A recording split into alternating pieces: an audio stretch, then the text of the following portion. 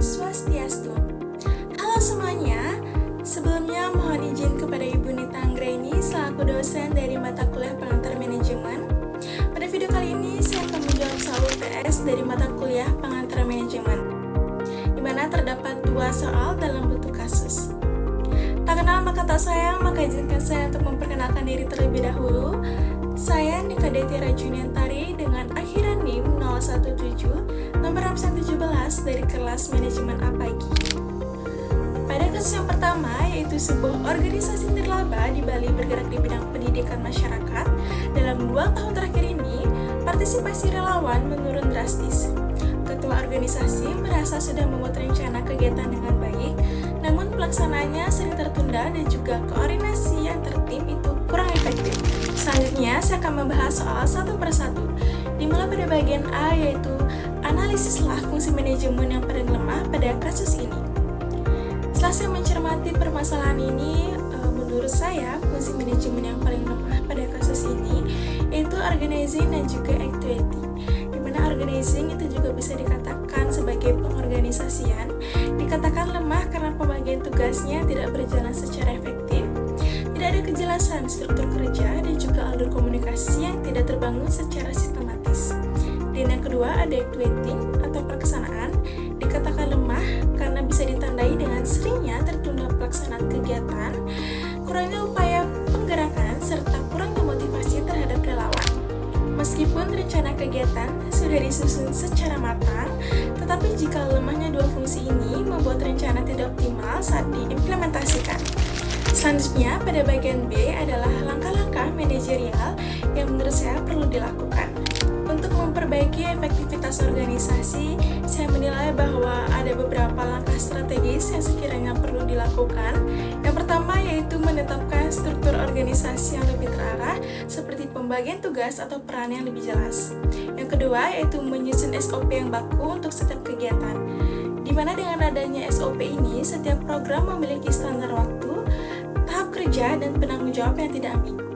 Yang ketiga yaitu menguatkan komunikasi internal ini agar koordinasi berjalan jauh lebih baik daripada sebelumnya. Yang keempat yaitu meningkatkan sistem penggerak dan juga motivasi terhadap relawan. Saya menilai bahwa relawan akan bekerja jauh lebih baik jika diberikan motivasi, pelatihan, dan juga dilibatkan dalam setiap pengambilan keputusan tertentu. Dan yang terakhir yaitu melakukan evaluasi berkala dengan fungsi controlling. Evaluasi ini penting untuk membandingkan antara rencana dan juga hasil, menemukan hambatan, dan juga memperbaiki proses secara terus-menerus. Selanjutnya yaitu pada bagian C, di mana bagian C adalah bagian terakhir dari soal nomor 1, yaitu kaitkan dengan teori fungsi manajemen menurut Henry Fayol. Menurut Henry Fayol, menyebutkan fungsi manajemen yang dimana fungsi manajemen ini terdiri dari planning, organizing, commanding, coordinating, dan juga controlling. Ketika saya menghubungkan kasus ini dengan teori Henry Fayol, saya melihat bahwa planning itu sudah dilakukan oleh ketua organisasi, organizing itu tidak berjalan secara optimal, commanding atau activating itu sangatlah lemah, coordinating itu tidak efektif, dan juga controlling itu kurang dijalankan secara teratur. Selanjutnya kita masuk pada bagian soal nomor 2, di mana pada soal nomor 2 ini saya mengambil contoh yaitu sekolah swasta yang ada di daerah saya sebagai organisasi nyata yang saya amati. Pada bagian A yaitu analisislah penerapan 4 fungsi manajemen yang ada pada sekolah tersebut. Yang pertama itu ada planning. Dari pengamatan saya, sekolah menjalankan perencanaan dengan menyusun rencana kerja tahunan, menetapkan program akademik, dan juga menyusun anggaran sesuai prioritas kebutuhan. Perencanaan ini dilakukan bersama oleh kepala sekolah, wakil, dan koordinator bidang. Yang kedua itu ada organizing, di mana setiap sekolah itu tentunya memiliki struktur yang jelas, mulai dari pembagian peran hingga pembagian tugas. Yang ketiga itu ada activating, di mana kepala sekolah itu aktif memberikan arahan dan juga menjaga motivasi guru. Ia menerapkan gaya kepemimpinan yang partisipatif, di mana sehingga guru merasa dilibatkan dan bekerja lebih bersemangat dalam melaksanakan pembelajarannya. Dan yang terakhir itu ada controlling. Ini merupakan pengawasan yang dilakukan melalui survei kelas, rapat evaluasi rutin, dan penilaian kinerja setiap tahunnya. Mekanisme ini memastikan kegiatan berjalan sesuai rencana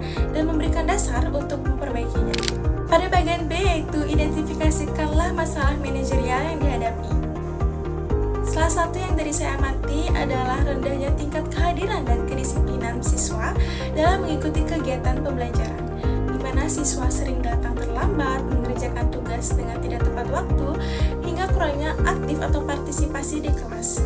Ini juga bisa dilihat karena pengawasan dan komunikasi antara sekolah, guru, dan juga orang tua yang bisa dikatakan sangatlah kurang efektif. Dampaknya itu proses pembelajaran menjadi tidak optimal, capaian akademik menurun, dan juga suasana kelas yang kurang kondusif. Selanjutnya yaitu pada bagian C, di mana ini merupakan bagian terakhir dari soal nomor 2, yaitu solusi berdasarkan teori klasik dan juga teori modern.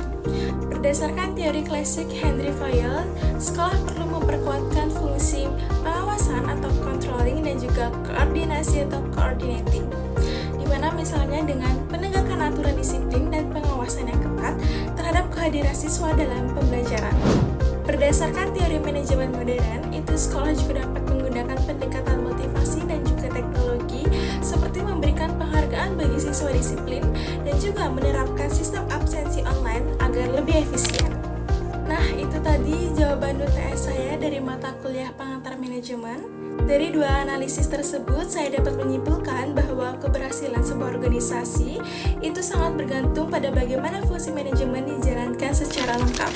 Secara sederhana, itu manajemen yang baik berarti mampu merencanakan, mengatur, menggerakkan, dan mengawasi semua kegiatan agar tujuan organisasi dapat dicapai dengan lebih efektif.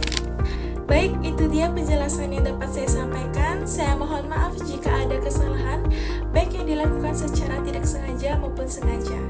Akhir kata, saya ucapkan terima kasih.